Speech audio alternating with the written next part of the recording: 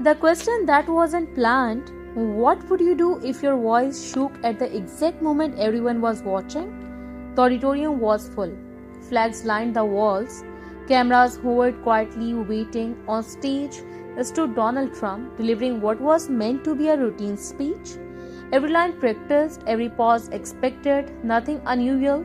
In the third row sat Clara Hayes, a 26 years old local reporter. A notebook rested in her hands untouched. She wasn't nervous, she was conflicted. As the speech moved from success to opportunity, memories filled her chest. A small town shrinking, a family business closed, people working hard yet slowly disappearing from notice. She told herself to stay silent. But her voice didn't listen. Mr. President, what about the people who feel forgotten? When the room went quiet, the air froze, security stiffened, heads turned, camera snapped toward her, Clara's head raised. She expected to be escorted out. Instead, the president stopped. No anger, no dismissal. That's a strong question, he said calmly. The silence deepened. Would you stand up, please? Her legs shook, but she stood. It takes courage to speak, he continued, and more courage to care. A murmur moved through the crowd. Then he said something no one expected. Why don't you come up here and ask it properly? Gasp followed. This wasn't about a story anymore. This was about being heard. Walking toward the stage, each step felt heavier than the last. Clara thought of her father walking before sunrise, her mother pretending not to worry, a town that never got a goodbye. The president stepped aside, giving her space at the podium. What's your name? He asked. Clara Hayes, she replied. Her voice cracked, but she continued. I'm a local reporter. He nodded. Go ahead. She took a deep breath. You talk about opportunity, she said, scanning the room. But where I came from? People work their entire lives and still lose everything. The audience leaned in. They don't want speechless, she added softly. They just want to know if anyone still sees them. Her question turned back. The president studied her face quietly. Then he asked, what do you want me to understand? Clara paused. She was trained to ask questions, not answer them. I want you to understand, she said slowly, that people aren't angry because they hate this country. A beat. They are angry because they love it and felt left behind. Someone wiped their eyes, hands folded together. That's fear, the president said. Simply words, heavy meaning. Numbers don't show faces, he added, turning to the crowd. Applause rose, hesitant, then stayed.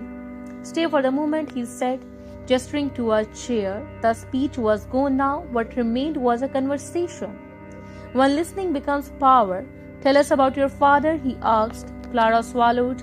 He was up before every dawn. Every day he shared. He never complained. When everything was taken, he blamed himself. The room was silent. And what did he tell you before you come here today? The president asked. She smiled faintly. He said, don't shout, just tell the truth. A quiet wave of approval moved through the hall.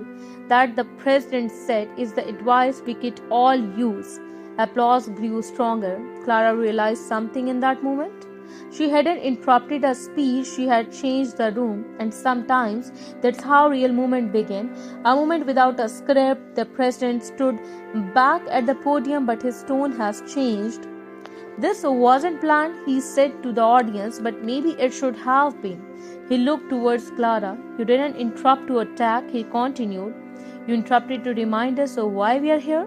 Applause rose slower, this time deeper. Clara felt her shoulders relax for the first time. She hadn't realized how tense she was until that moment passed.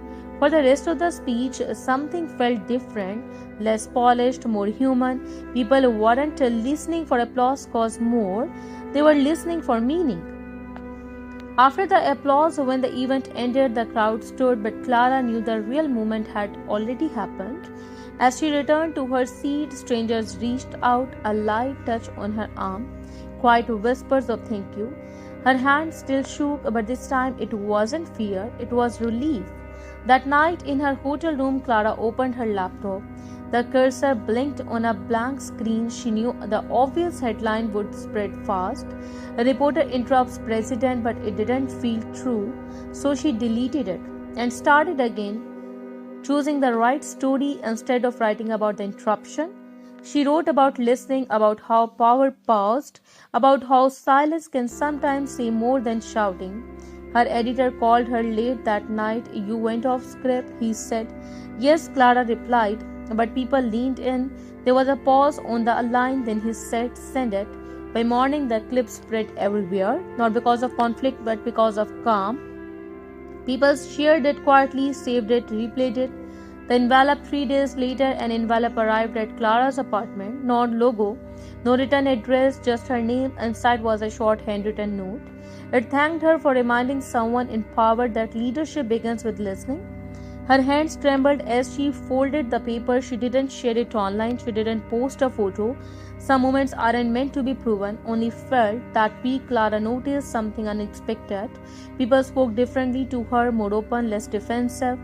A different kind of impact. Clara's reporting began to change. She still asked difficult questions, but her voice carried curiosity instead of accusation. She sat longer with people, let silence do his work. Her stories didn't always trend fast, but they stayed. Farmers wrote to her, teachers, factory workers. "You asked the question I never knew how to ask." One message read, Clara understood then.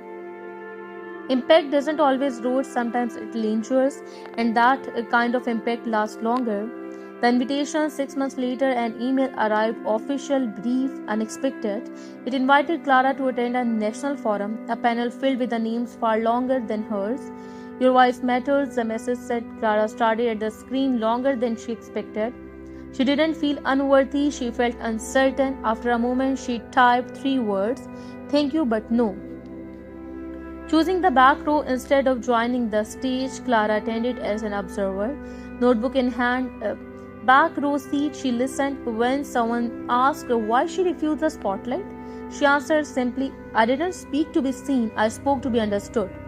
The quote traveled almost as far as the original moment. People shared it not as advice but as relief.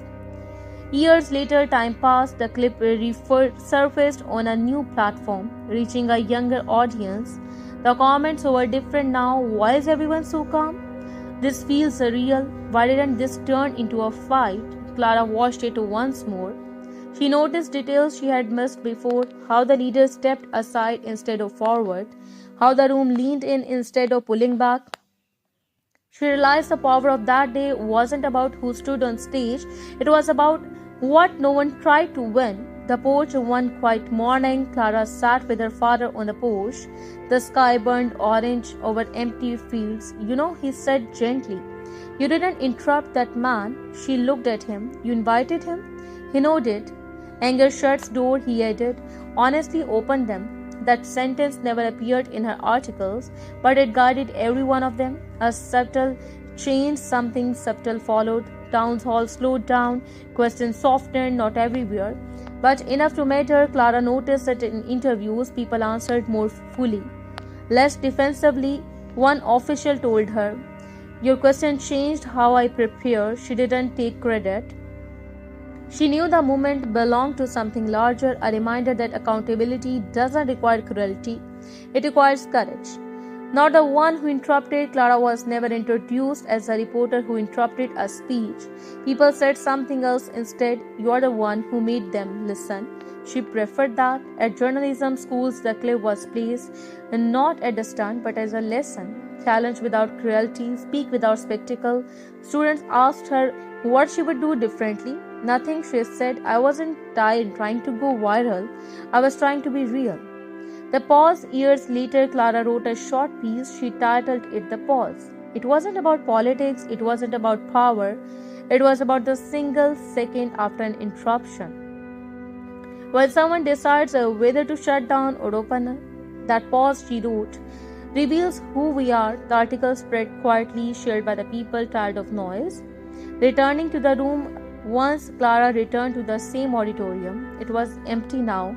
No flags, no cameras. She stood under the stage had once mattered and understood something clearly. The stage didn't change anything. The response did. Power didn't lose control that day, it gained perspective. The question for you, so now let me ask you something. If you had the courage to interrupt, would you do it to attack or invite understanding? Because the most powerful moments aren't when someone is silenced, they are when someone is invited closer.